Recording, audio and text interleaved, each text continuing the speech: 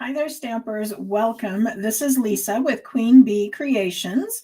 I'm excited to have you here to share with me a fun fold class and where we're going to be making this diagonal gatefold card.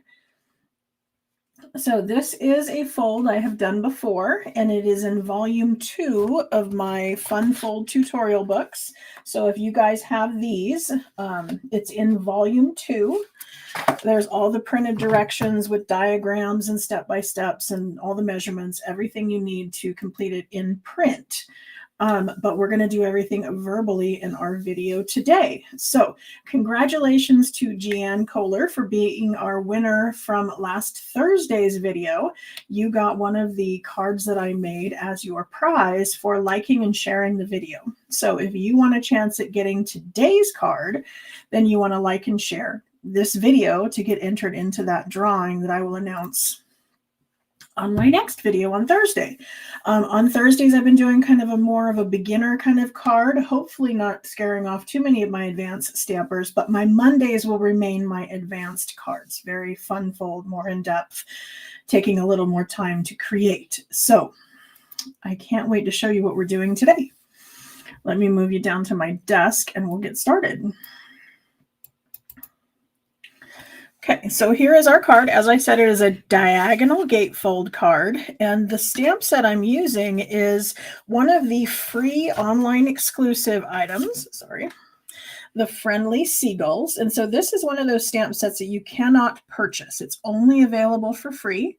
If you place a $60 order, this can be something that you can add on for free. Stampin' Up is entering the second half of what we call sale-a-bration, which means that this is their biggest sale of the year, and this is where you can earn level 1 and level 2 items. And what that means is there's an additional little book, and there are items in here that you can earn for free with a $60 order or for free with a $120 order. They're all kind of marked in here. That's also, all of this is available online. This particular freebie comes with a stamp set and dies free with a $120 order, but it's on low inventory. And so if this freebie is on your radar, then you want to make sure that you grab that soon because it is low inventory.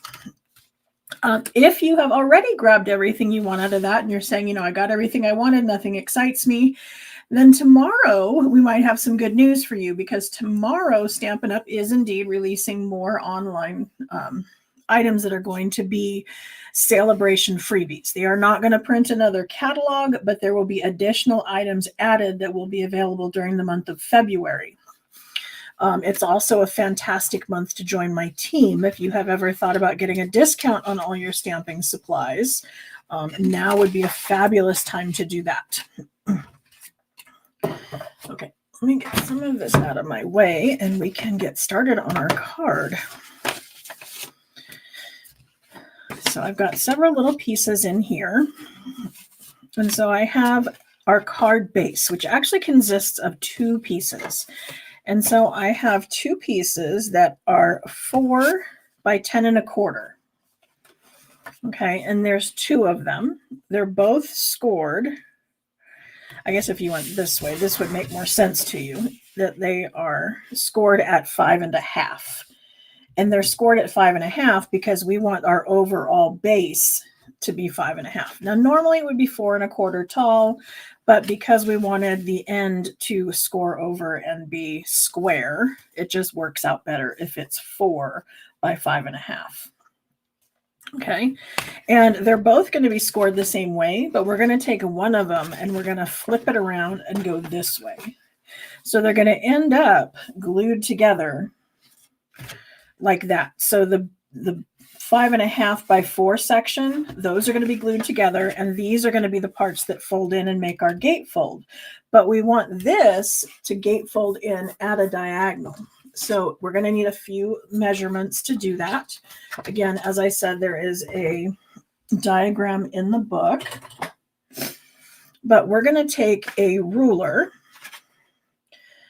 Okay, and on this one, we want to come over 4 inches. So I'm going to come over this way and make a little mark with a pencil, because pencils can be erased. They are a great way to kind of visualize what you are doing.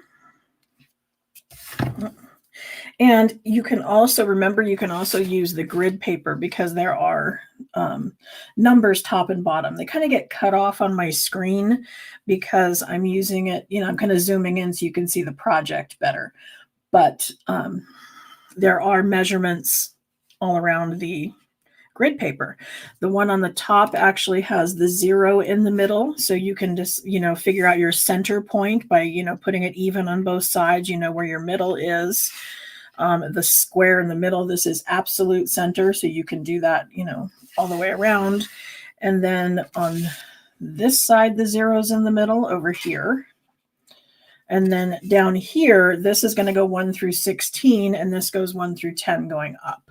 So there's measurements all around this grid paper, making it super useful when you're creating, not only for just lining up the sentiments, but for measuring and other things as well. But I brought in my ruler so I could show you. But basically, I want this one to come over on the top, and I want this one to come over on the bottom. So I'm going to once again measure over 4 inches. And I'm going to make a little mark right here. And this is important because we want our diagonals to go opposite directions. And so that's how it's going to fold into the middle and make it work. But I'm going to go from that little tick mark I just made with my pencil down to this pointy corner. So I'm going to lay it in the track like that. And I would probably start at the top. If you were cutting something on a diagonal like this, you would not want to run your cutting blade into a point. If you were cutting, you would drop it down in the middle, and then you would go up and go down. Because if you were to slide your blade up this way, there's a chance that you could run into that point and smash it, and we don't want to do that. So if you're cutting a diagonal, don't go into a point. Okay, then I'm going to do this other one. And again, I'm going to go from that corner up to that little tick mark.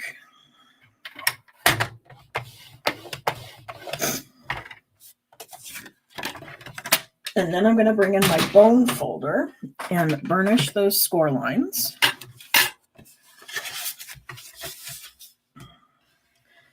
So you can see how this is going to be the bottom part of my square that's going to fold in. And then we're going to do this one.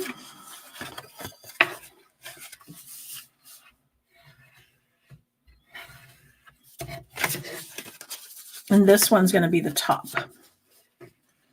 Okay, now if we look at this, there's a little bit of a gap, which some people it doesn't bother. You can leave it there if you want. If that kind of a gap bothers you, then you may want to stick one of them back into the trimmer, the one that's going to be on top, because that's what runs into your score line, and just trim it just a tad. So I'm just taking off the distance of what I thought that little gap in the front was. So this is just a little sliver. I'm not removing very much, but you'll notice when I do that, then when I put this together, now they're going to touch. Okay. So this is going to be the hardest part of this whole card. Okay, that right there. Anybody have any questions about what I did here? I always like to give you guys a chance to pop up and say that something confuses you, because that's why you're here live, so that you can ask those sorts of questions and we can get it fixed in your mind before you go out and try it on your own. But then I'm going to adhere those two together. I'm using tear and tape, or the roll of tape. I prefer the Stampin' Seal because it does a nice quick adhesion and sticks really well. If you're worried about lining it up, you may want to use liquid glue, because that will give you a little bit of what I call wiggle time. That allows you to wiggle it around and get what you want. Okay, I thought the edges looked a little bit bland. I thought they needed a little something. And so what I did on my sample is I came in and I stamped the French fries, because that's the seagull that I'm working with on the front. He's the one with the French fries in his mouth. And I wanted it to kind of match. So I'm going to do that on both sides. You'll notice it's not on the back. It's just on the edge. And I like the fact that it kind of runs off the edge. And I do that by putting a little bit of scrap paper underneath of it. And then I've got basic gray cardstock. So I'm going to bring in basic gray ink.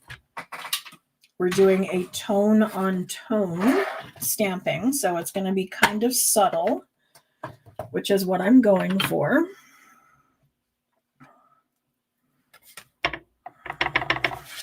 And I don't need to come over very far because it's not really going to, we're not going to see this part.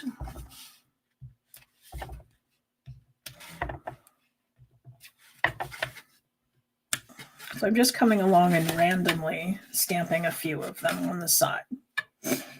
Okay, then I'm going to flip it around. I'm going to do the same thing over here. I guess I wanted to make sure we're the same direction.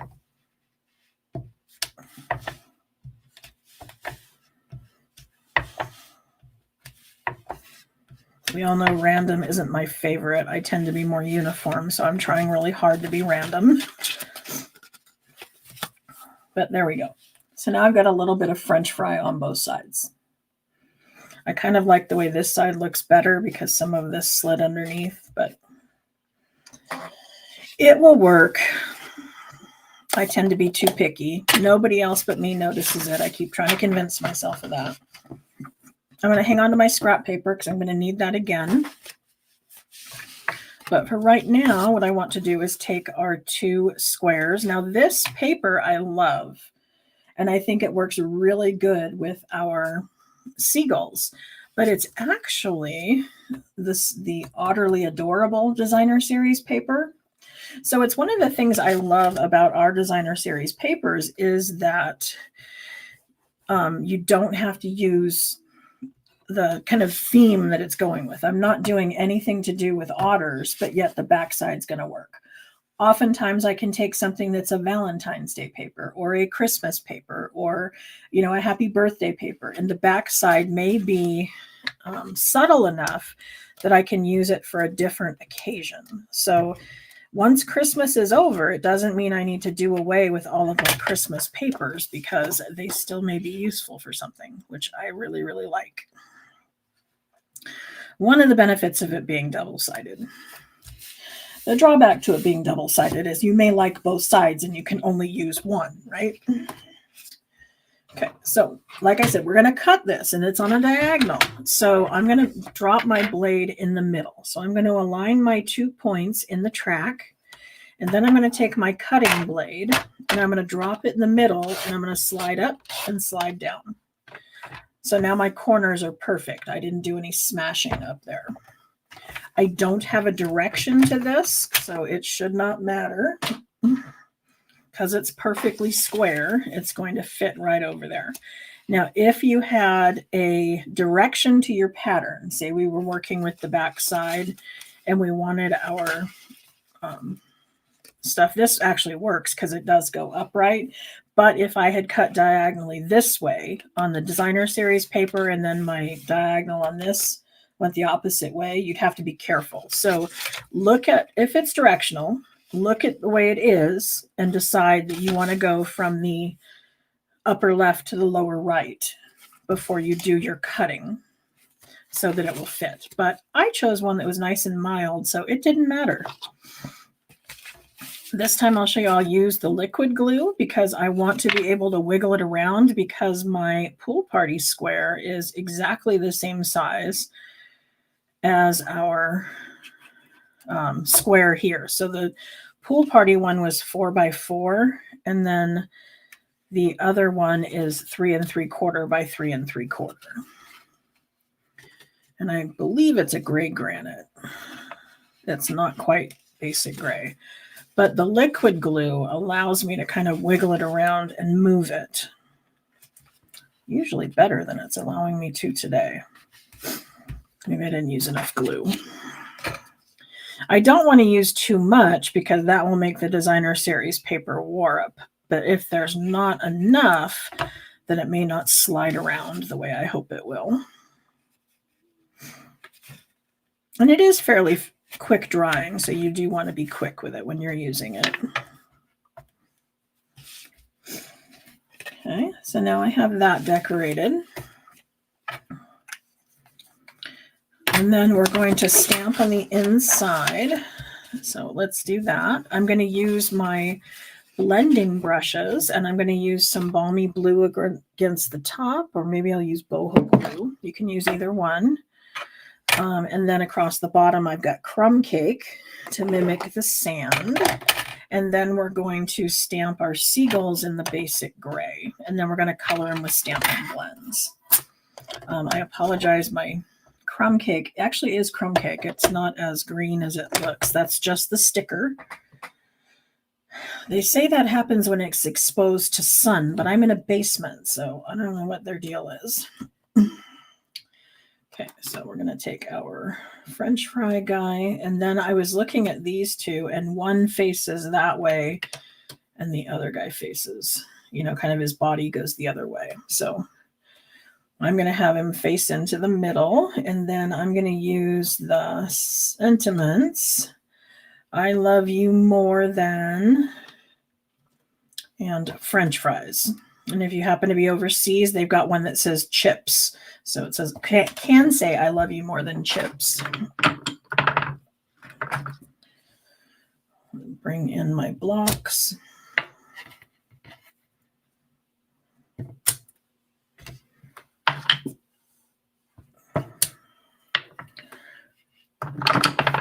And then because these are words, I'm going to lay the words down on grid paper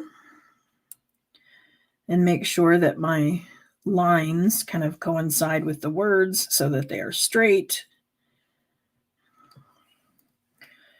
And then I'm going to align my block with the lines over here, hopefully keeping these square so that when I stamp, it's not cockeyed in the middle. Because my sentiment is going to be the most important about being straight, I'm going to go ahead and do that one first. Again, I'm aligning everything up with the grid paper.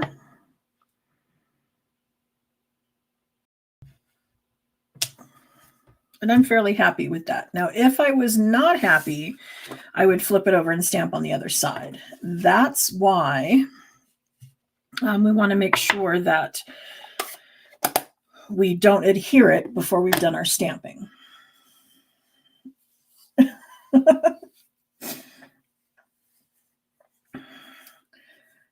I want to let those of you know who have won a prize patrol recently. I'm a bit behind on my mailing. I ran out of postage and I haven't made it down to the post office yet. So I do have a stack of quite a few prize patrols that will be going out this week. I need to get down there hopefully tomorrow.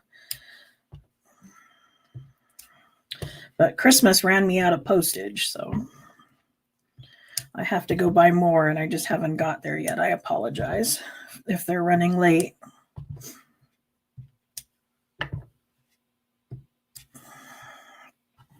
You would be amazed at the amount of postage I go through. Okay, now I had to color this particular bird because the brown showed through it, and I probably should have thought about it first this time. But if you want that to appear as it's in the front, you might want to stamp the bird first and then cover it with our masking paper and then stamp the sand.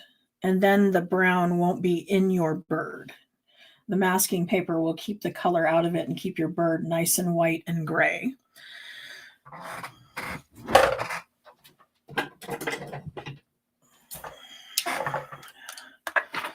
Okay.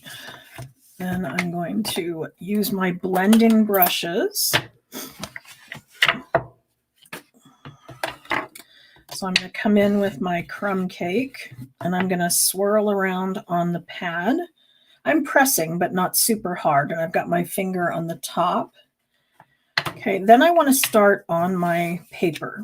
I'm going to start over here because sometimes when you very first go down, it's going to be kind of stark, and we don't want it to be too drastic when we hit the cardstock. We want that to be nice and smooth and consistent. So I start swirling on my paper and then swirl onto the cardstock.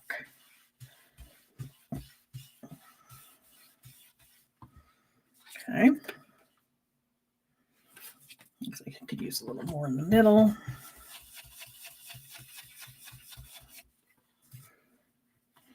Okay.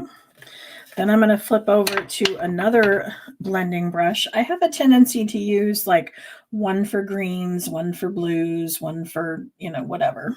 I don't have one for each color, but I have one for each kind of color shade family. I don't know what you want to call it. Blues, reds, greens, oranges, those sorts of things.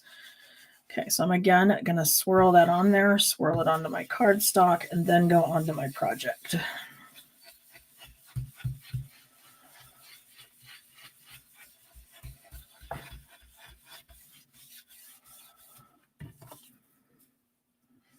Okay. Now we're ready for our birds. And there's actually even some little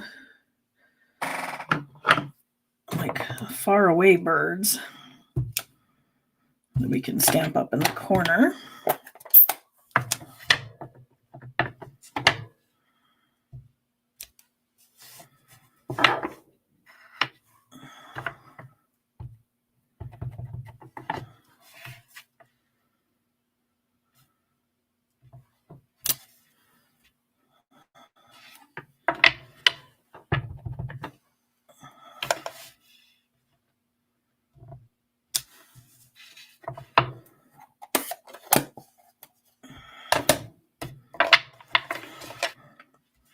Okay, now these birds are small enough that you may want to consider coloring with our Stampin' Write markers because these actually have a smaller tip to them and we're not really going to have room to blend.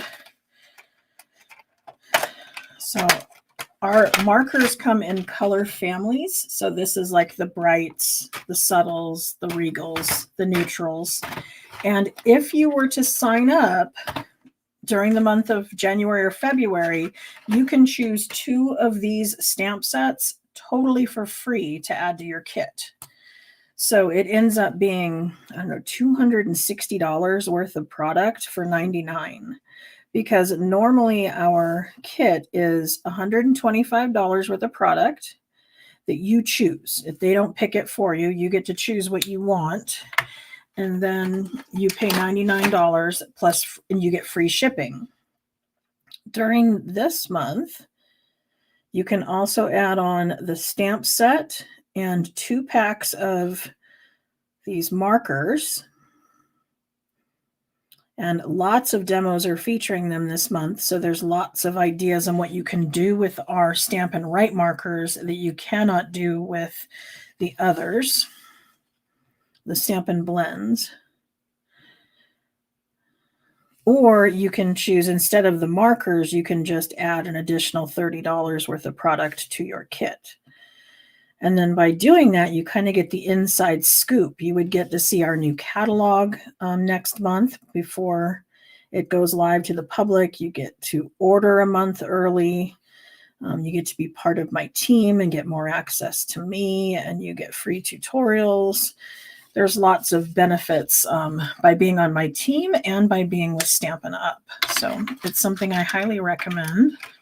And doing it during one of our specials gets you even more stuff. And then you would continue to have at least a 20% discount through, let's see, it has to be the first full quarter. So you wouldn't have your first full quarter until April, May, and June, and then you have July as a pending month. So you would keep that 20% discount through the end of July, even if you never bought anything else. So You can join up, buy what you want, and then leave, or you can join up and stay just because the atmosphere and the friends that you make and everything else is fabulous. Most people sign up, go, I'm only going to stick around for a little while, and then they realize how fun it is to be on the inside, and they stick around.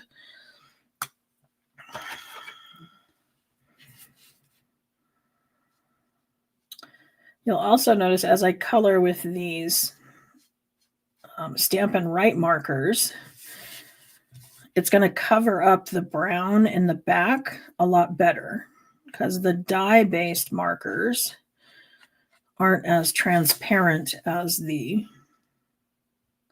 blends are.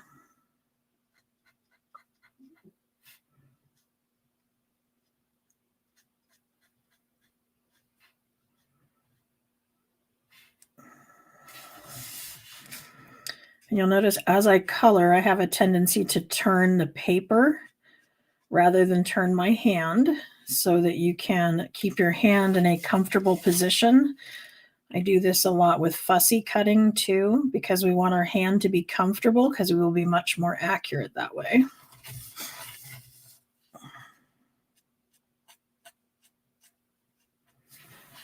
Okay. So there's our little seagulls.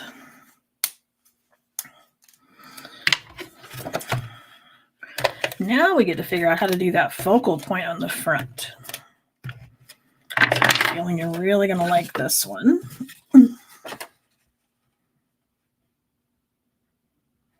Oops, I need to trim that down a little bit. I forgot this needs this inside piece. I have them pre-cut in my drawer at 4 by 5 1/4, but because this was 4 to start out with, I need it to be 3 3/4 by 5 1/4. So I'm going to trim that down by 1/4 of an inch.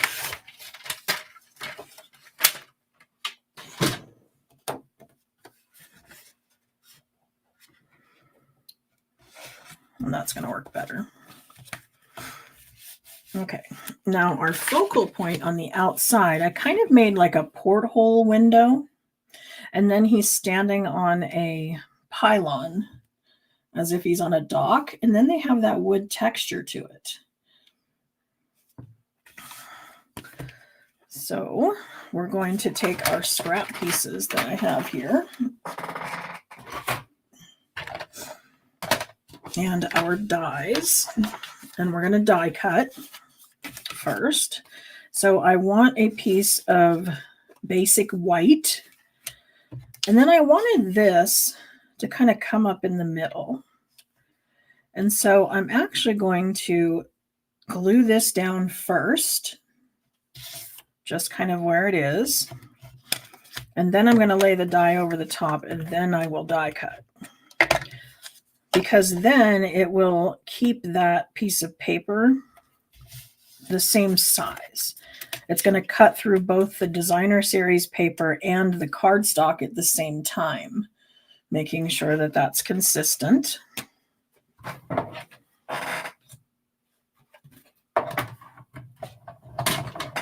And I'm using the larger cut and emboss machine because this is wider than 3 inches. And I have some embossing we're going to do, and that needs the 6-inch wide opening of our full-size cut and emboss machine. Okay. And then this has stitching around the outside edge, so I kind of use my fingernail and kind of push on the edge to make sure that that stitching releases. Okay, now I want to make my porthole window, and so I need 2 dies for that, and I found I needed to skip one because I wanted it a little wider, because you can see how that's nice and wide. If I had used the next size down, it's going to give me a little skinny ring, and I wanted it to be wider. So I'm skipping one and using the largest and then the third one down. And I'm going to die cut first. So I'm going to stick this through my die cut machine and cut it.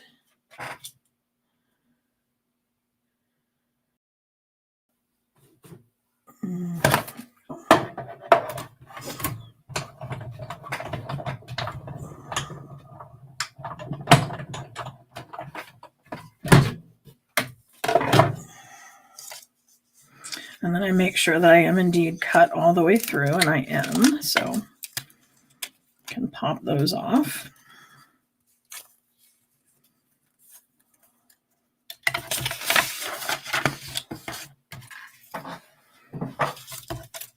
And then I'll be saving this smaller circle for a different project. And these are the Stylish Shapes dies. They're one of my favorites because they're a nice, simple, generic shape that you can use regardless of what kind of card you're making. They're useful on everything. Okay, so this looks cute, right? It's got just the circle ring around it, but we can jazz that up some more by taking and putting the pylon behind it. But we're going to need to round off that corner because obviously they're not real square on the top usually. So I'm just going to take my paper snips and kind of round the corners a little.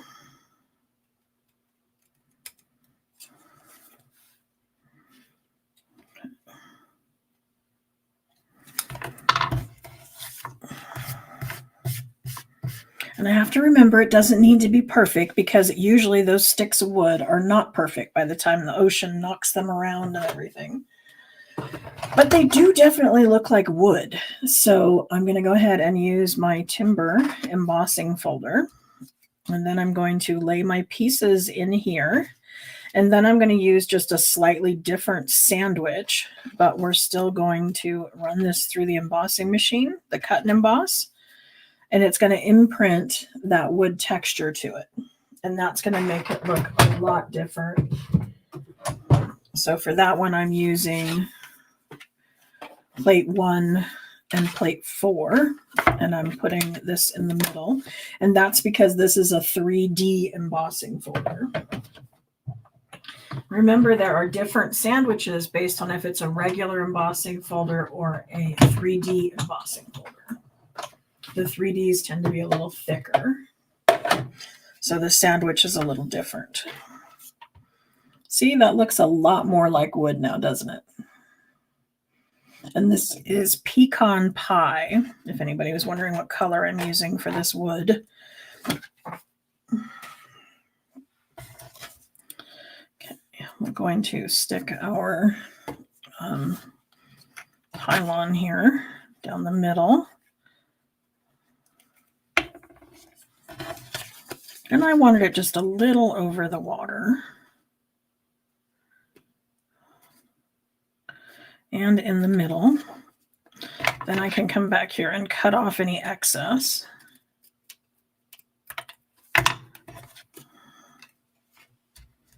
Okay, and then I used some of our linen thread to give it more of a nautical look.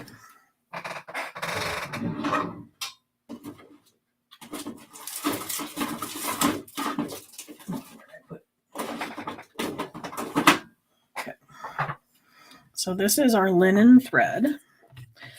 And then I kind of want to make sure that I am on my 4 points, which I didn't do on the other one, and I don't think they're even. So I'm going to just put a little mark. And the mark's going to be okay because I can put that on the back side.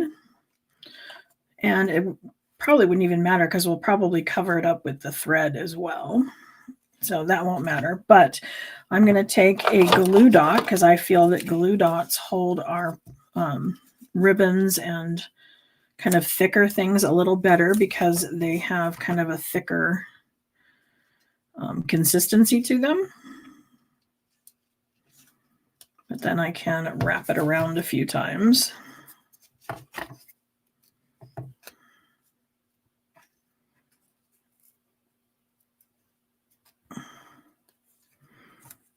And then I'm going to stick it either to the same glue dot or I can take and pull off another one. I have no luck pulling them off with my fingers because you have to very gently grab hold of it to keep it like whole if you're trying to do that. Because if I pull it off with my fingers, it kind of rolls up into a little ball, which sometimes is okay, but not always. Okay. I'm going to do another one on this side.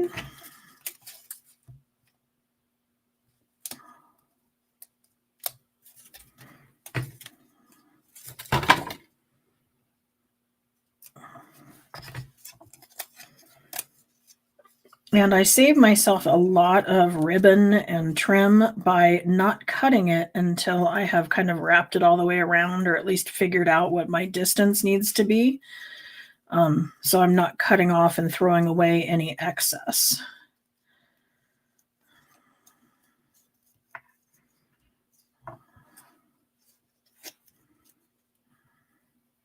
Come on.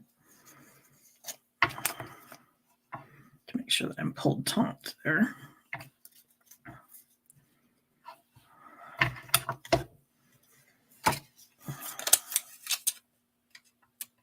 So has anybody made one of these porthole cards before?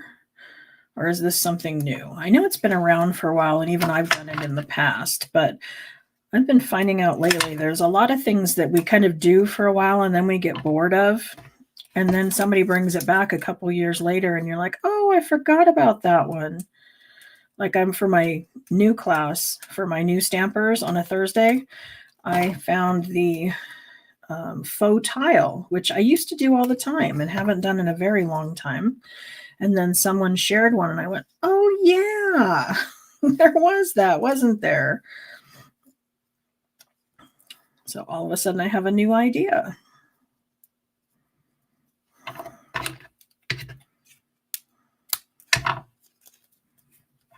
Okay, oops, I crisscrossed that one.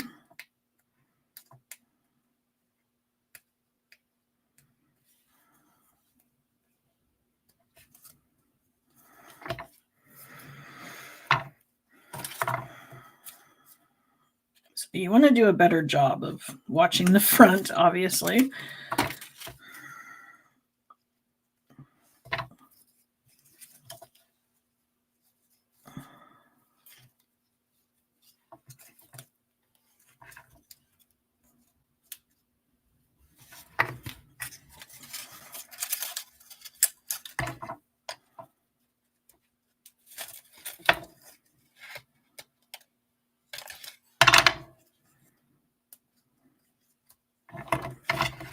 Okay. So now we have our porthole window with our little linen thread.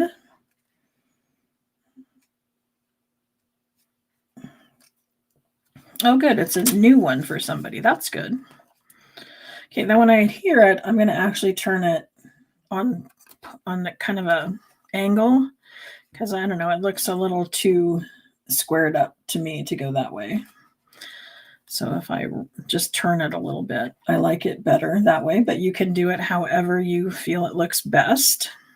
But I don't want to glue it direct. What I want to do is lift it up on dimensionals, and there's two reasons for that. Number one, it's because it's going to give some lift and allow it to give room for that linen thread to be underneath. It kind of gives it a little trough that it can sit in, so it's not disturbing the front of the card. Because if I was to glue this down flat, there may be a lump where the extra ribbon is, but by lifting it up, I do away with that. And it's also going to make it more 3D looking. Come on. Just by lifting it up some. But I want to be very careful when I adhere it to make sure that I am right on top of it, because they are exactly the same size. So if I'm not right on top of it, we may see something. So I kind of want to hover a little bit and then come in at an angle. and make sure that I'm going down just right. Okay, so now I've got that trough for my thread and a little bit of a 3D look for my window. But I wasn't able to stamp the bird direct in there because I wanted him standing on the pylon. So we're going to go ahead and stamp him on some scrap paper and fussy cut it out. And then I'll be ready to show you what we're doing on Thursday.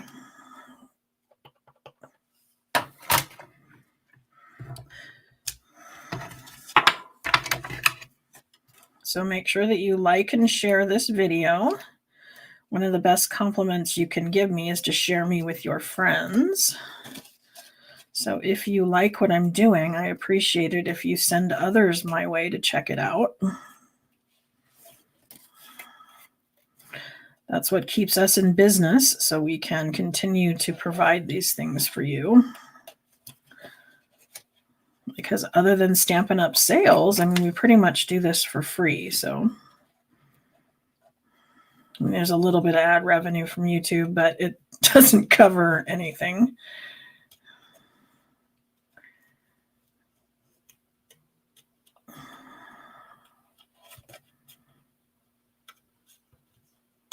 Okay, so as you see, as I said before, I'm kind of turning the paper and letting that go around. I'll also tend to cut off excess because I find that kind of bulky and in my way.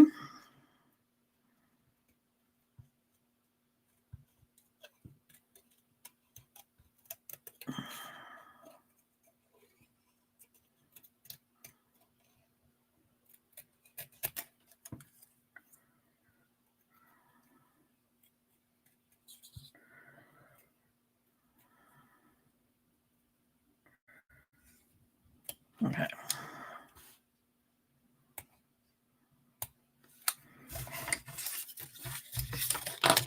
Now I'm just going to add a little bit of color again with my Stampin' Write markers so I'm consistent with the inside.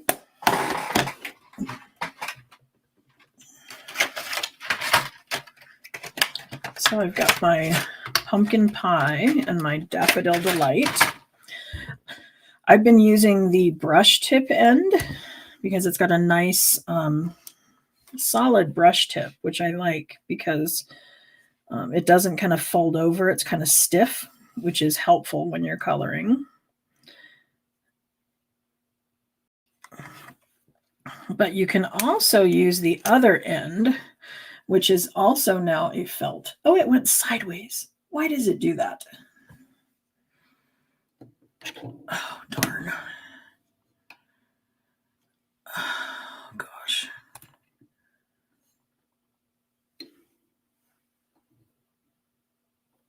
Oh, I don't know why it does that. Has it been that way for long? I'm so sorry.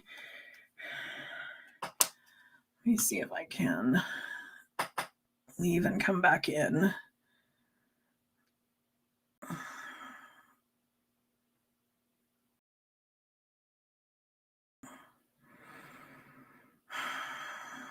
I'm sorry about this.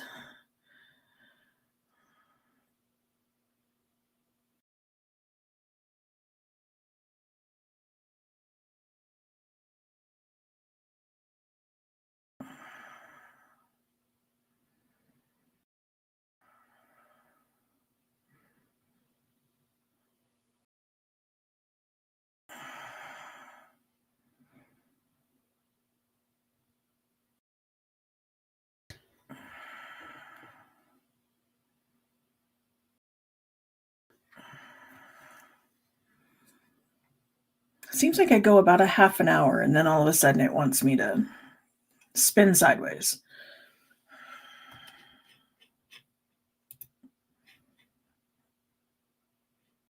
It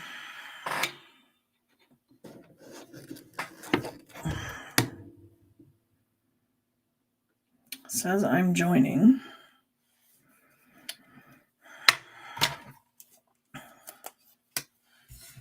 Okay, well, we're almost done here. I am so sorry.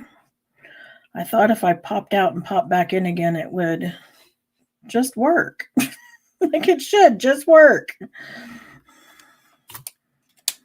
So all I'm doing is coloring in his little beak and his feet.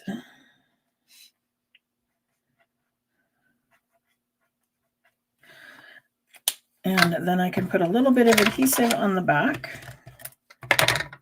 And then I can pop him into the porthole. So I've got my little porthole here. And I'm going to kind of tuck him up into that open space and have him stand on the pylon. Okay. And then what I want to do is adhere this to the front of my card. But I only want to adhere it to 1/2, because if I adhere the whole thing, it's going to glue my card shut. And we don't want it to do that. So I have to decide if I want him to be on the top layer or on the bottom layer. It doesn't matter which, it just has to be one or the other. So I'm going to put adhesive just on the one side. And then I'm going to center him in the square. And there we go. There is our diagonal gatefold card, all ready to go. So I hope you liked today's card, and you forgive me for the technology getting the best of me today. I do have what I'm doing on Thursday to show you. We're going to be doing kind of a strip technique. So we're going to be doing this. So I've got 1-inch strips across the front of here. And then I've also done it in a landscape mode. So we will be making these 2 cards on Thursday. If you want to come back and find out how that's done, I would love to have you there. In the meantime, have fun shopping sale-a-bration and enjoying all of the wonderful things that we have going on. There will also be some new kits released tomorrow. And for those of us that are demos, we have a new pre-order coming for the March online exclusives. So if you want to get in on that and you want to be part of the inner circle, we would love to have you.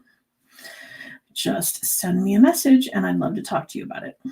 Thanks so much, and I will see you on Thursday.